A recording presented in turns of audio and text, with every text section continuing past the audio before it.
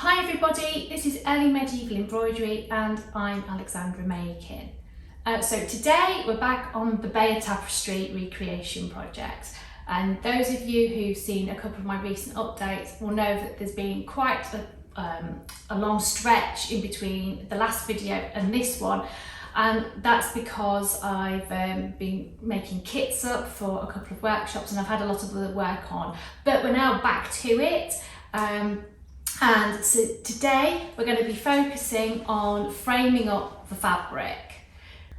So obviously we're going to be using a frame that's, fingers crossed, as close to the original type of frames that we think they may have been using in the early medieval period. You'll know from previous posts that we have no evidence for the survival of different types of frames, and it's not surprising because they would have been made out of wood. We do have evidence from later in the medieval period of drawings that show the types of frames that people were using and the process for attaching the fabric and transferring the designs on. So I'm using this sort of evidence combined with something. This is a Byzantine illustration from the book of Exodus, and everyone's always assumed that this guy here was weaving, but I've argued in my book, that actually from the way he sat and from other evidence in the book of Exodus and the drawing, that actually he might be embroidering. And you can see the frame that he's used and the frames that are used in the later medieval drawings are all the same as slate frames, the type of frames that we use today. So this is the one we're going to be using. So this is the frame I opened the parcel of in an earlier video, and you'll remember that whilst I thought it was brilliant and just what we wanted, especially because the pegs that go in the ends are wood, and I'm assuming that during the early medieval period they would have been wood as well, that the arms weren't quite long enough. So my husband has been working on making a longer pair of arms. You can see they're all set up and ready. And when you look at this compared to the drawings in the medieval manuscript, you'll see that modern slate frames have this webbing, whereas the ones in the medieval period don't. So the way I'm going to work around that is I'm just going to turn it over, and we won't be attaching the ground fabric using the webbing, which is what people tend to do today. We're going to be working with the frame this way. We're ignoring the webbing, and the way the illustrations show the ground fabric, the fabric we're embroidering on to be attached, is by looping thread around the frame on all four sides and through the fabric, and so that's what we're doing today. So the threads that we're going to be using, I was all set for doing this, and then I realised that actually I haven't got any traditional thread to use to wrap around the frame. So I spoke to a very good friend of mine, and she has given me two different types of linen thread to try. So we're experimenting with this as well. She's never used these threads for framing up before, so we'll see how these go. My gut instinct is this thread is better. I can't tell you why. It's just one of those things, and I'll put the details of what type of thread this is compared to that one in below. I suppose some of the reasons I think this might be better is it's down to the texture of it. This one is slightly wider in diameter, and you can tell that when you're feeling it. And also, I mean, when my husband and I were discussing this, he said, "Oh, it won't stretch," but actually, thread does stretch when you've got it wrapped around a slate frame. And so one of the processes that you need to do when you're doing embroidery is to keep tightening it up as you go.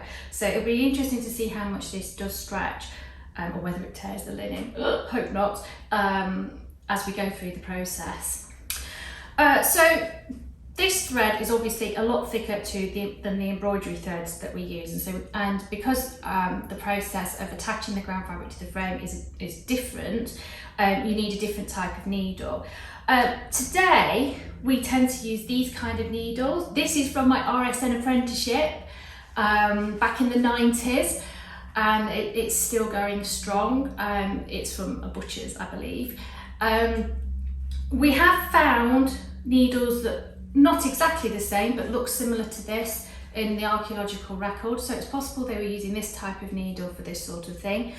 But I'm a bit hesitant to use this on the fabric because the fabric is quite open in the weave, and this does make holes, and I'm a bit concerned that if it breaks the fabric by making these larger holes, that it'll weaken it. So I'm not going to be using this needle. Instead, I'm sorry, they're modern needles, but I've got these other needles with large holes and fairly sharp edges. They don't need to be too sharp with this fabric because the fabric, when you're stitching through it, the threads tend to move out of the way automatically, which is really good. So I'm going to be using this type of needle, and I'll write in the section below what it is, and we'll see if this does the job that we need it to do. So if any of you have framed up using a slate frame before, you'll know that when you attach the ground fabric, the fabric that you're embroidering on, to the frame, you generally attach it to the top and bottom first, and then loosely wrap the thread around, and then as you pull it tighter, you also pull the top and bottom arms tighter as well, keeping it all taut, and then you put your pegs in. But what I've decided to do here, because we're doing the loop all the way round and I want to keep it all taut and in position, I've popped the pegs, you can see them here, in now. We'll loop the thread round, and then we'll keep pulling tighter once that's happened, and then if necessary we can still pull the top and bottom arms further out as we go. So fingers crossed that will work. Again, this is an experiment, and we'll see how it goes. Okay, so we're using this linen thread, as I said before. Now, because we're not sure how much we'll need, we won't cut it until the very end. And I've been thinking about how to do this, and in order to keep the strain on the fabric equal all the way around, and when we tie it at the end, not to make it any to make the tension any worse, say in a corner, decided to go from the centre top all the way around. I did wonder about the centre bottom. I can't tell you why I've gone from the centre top. In my head it just feels right, so that's what we're doing. Okay, so here we go.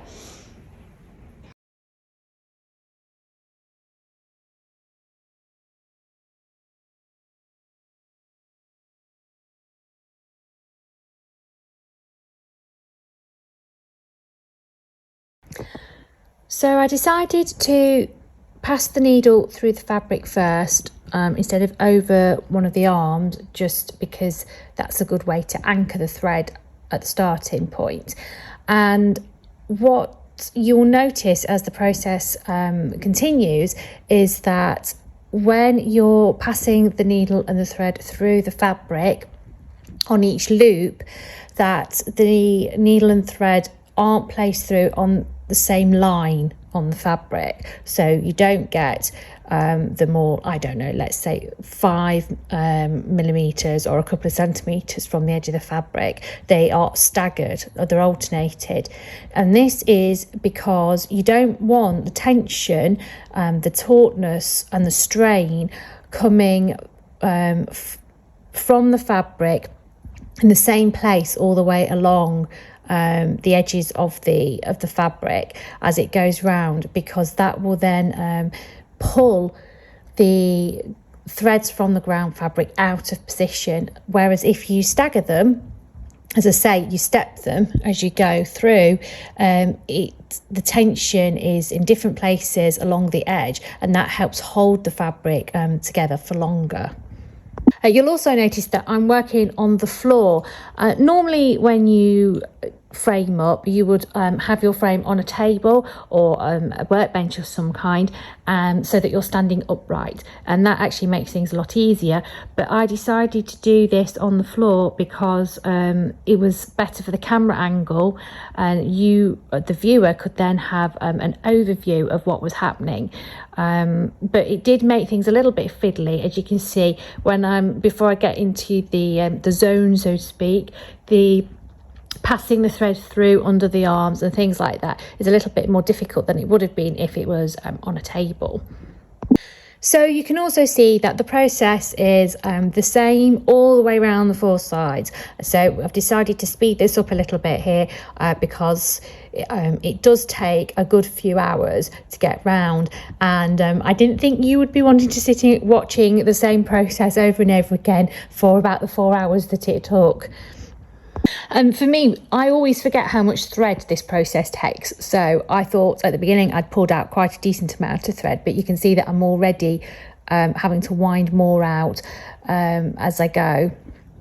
And of course, one of the things is when you're winding out more thread, you then have to pass it the usable length along from the beginning of the where you're attaching the fabric to the working end where your needle is. And so that means that you're having to pull the thread through and around the frame in order to get it to where you need it to be, so that it so you can then carry on working. And what I found during this process was that because the fabric isn't already attached to the webbing on the embroidery frame, that actually the fabric moved around a lot as I was pulling that thread through, and keeping the right tension and the fabric in the right place within the frame was actually quite difficult. So that's something that I need to be thinking about for future projects. So another speeded up section here to move progress on a little bit. And you can see that I'm also having to wind more thread out. And as I was approaching the corner of the frame, I was beginning to think, oh, how do I get round that corner? Because obviously if you are attaching the fabric to the webbing on the top and bottom, it would be in place, and then the looping would just occur down the arms, and you wouldn't have this problem of going around the corners of the frame. So that was something I was thinking about as the closer I approached the corner, and I think what I did in the end has worked okay.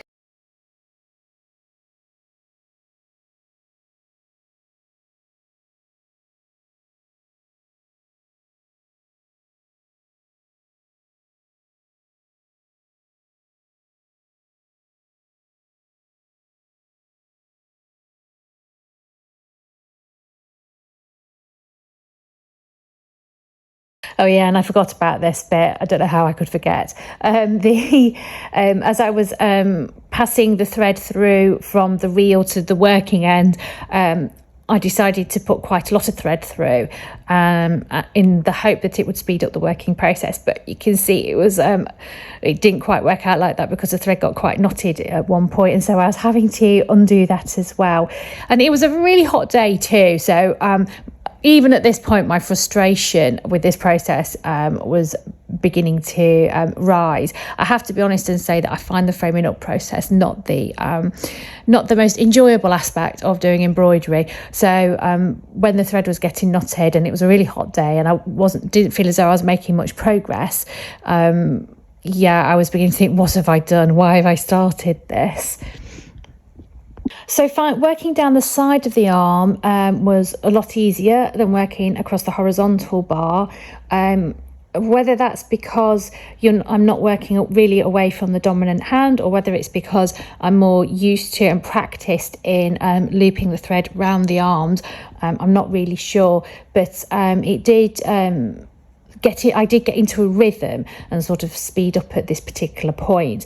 However, one of the things you can see is that with pulling the thread through, in particular when I've had to get more thread from the reel of yarn, is that the fabric at the top, the loops have got smaller and smaller, and that was something that I was thinking, oh, I need to sort that out at some point as well.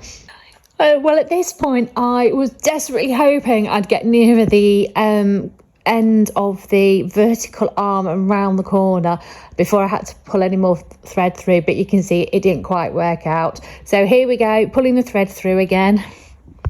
And that actually, I should say that you try to keep your loops, the distance between each loop, as equal as possible, so they're all equally spaced.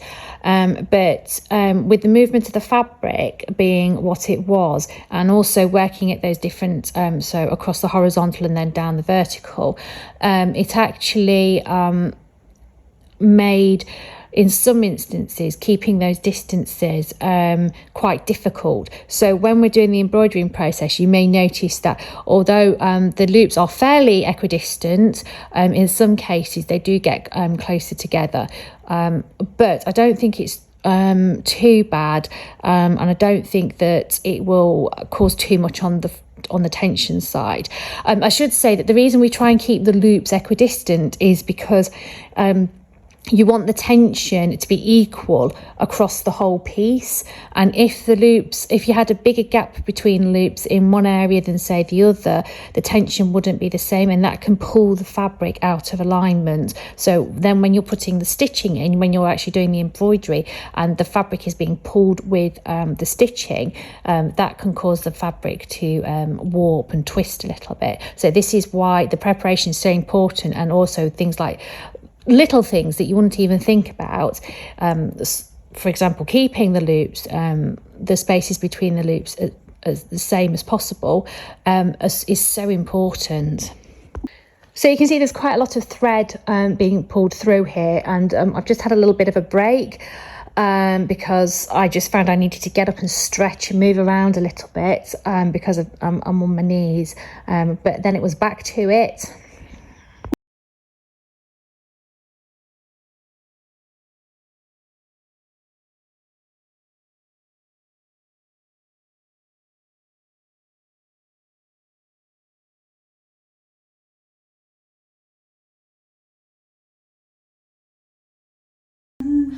So at this point in the process, we're about 2 hours in, and I realised that my phone battery, which I'm using to record the videos, had died. Also, you will notice that towards the end of this section, the thread was getting quite knotted, and I have a number of thoughts about why that was the case. And so I decided to, whilst charging my phone up, to take half the new thread through to where the needle is and leave the rest where it was at the side, in the hope that that would be enough to finish the frame. The reason I think the thread was getting knotted was because normally when you're framing up, you have your frame higher up on a table and you walk around your frame to make it easier to pull the thread in the direction you need it to be going. But I decided to put it on the floor, and I couldn't walk around it as easily because I had the camera set up, and so at that particular point I was pulling the thread at an awkward angle, and I think that may be one of the reasons why it was getting tangled. So I'll try walking round in the next section and see if that makes a difference. So I slept on all the problems, my phone's now charged up, and we're now going to start the next section. And as I mentioned at the beginning of this section of the video, this is quite a repetitive task.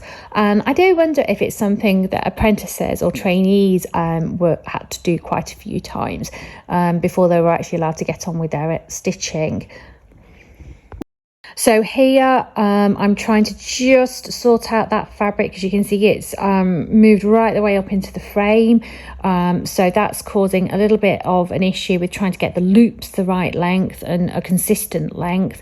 So I'm just moving that around a bit as I try and pull this linen thread through as well. You'll also notice that the fabric isn't central within the frame anymore, because the loops have tightened up, particularly along the top, and and that's pulling the fabric up and towards the right hand vertical arm. But this is something that can be sorted out later in the process. Well, and it had to be at this point. It's nice if you don't have to work all of that out later, but it is possible to solve it. The linen thread that we're using for framing up here is actually thinner than the thread that we would use nowadays, and it's because it's quite fibrous, it does tend to catch quite a bit within itself as well. So I do wonder if those are two other factors for why the thread is also knotting up, and it's taking quite a while to work and get and to make progress at this point, although I do know there's a lot of thread here too. So as I said, the process takes quite a long time, so we've jumped a little bit further round now.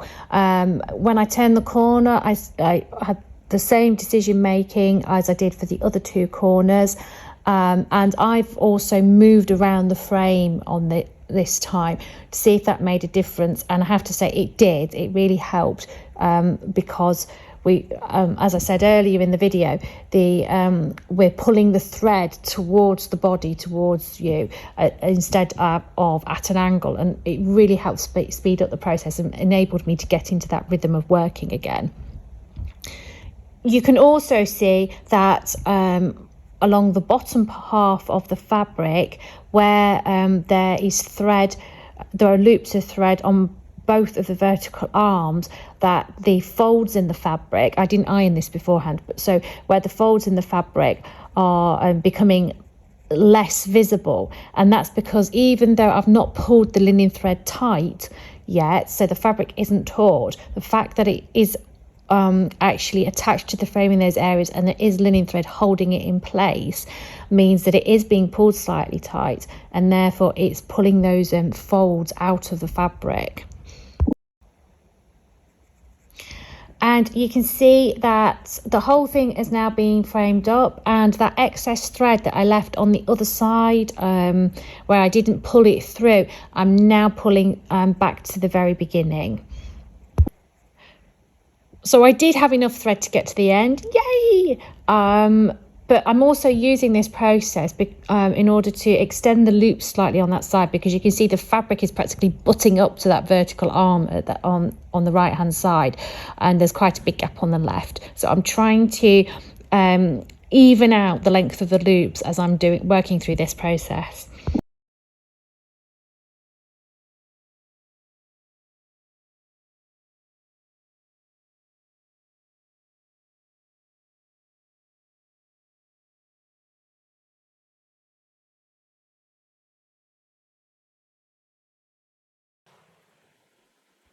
So during that whole process of pulling the thread through, I was gradually pulling the ground fabric tighter and tighter. And you can see that at this point now it's taut, and that those fold lines in the linen fabric are practically non-existent unless you're really sharp-eyed. So I'm pulling the thread tighter and tighter as I go in order to make it as taut as possible. I have to be honest and say I was a bit worried at this point, because I didn't know how the linen thread was going to react against the ground fabric. We had no protective webbing around any of the edges. Also, I didn't know whether the linen thread would hold, whether it was actually strong enough and good enough for the purpose.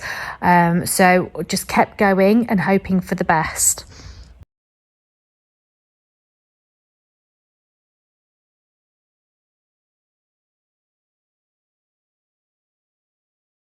And so there we go, I've tied the ends off around the top of the frame, and that excess thread has just been looped around the edge of the frame. After 3.5, 4 hours framing up, we're done. And I'm quite happy with it, but I'm a little bit worried as well. You'll see that when I was tightening the thread and pulling this tighter and tighter, it should be like a drum. It is, yes. The this thread has actually snapped in a couple of places, and you can see it, there's one here for instance, and one here as well. I was a little bit concerned about how much tension this thread could take. It's never been used for framing up before, so that's a bit of a learning curve. So although this bit of a wrinkle at the top is annoying me, and it really shouldn't be there if we're being perfect, I'm not pulling the thread any tighter because I don't want any more areas of it to snap. So we're going to work on it like this. The fabric will sag a little bit over time, and I will gently try and pull the thread tighter as we go, but that's going to be a bit of another experiment within the experiment, and we'll see how it goes. Also, when I finished this linen thread, it sheds quite a lot. I was covered in all these fibres, which you don't get when you use the modern cotton thread, so that's another little interesting point as well. But generally I'm really happy with it. It's got that drum sound, which is great. The wooden pegs are holding in place really well, so thanks to the hubby for making those holes and sorting that out for me. And next time we're going to be looking at how we transfer the design onto the ground fabric.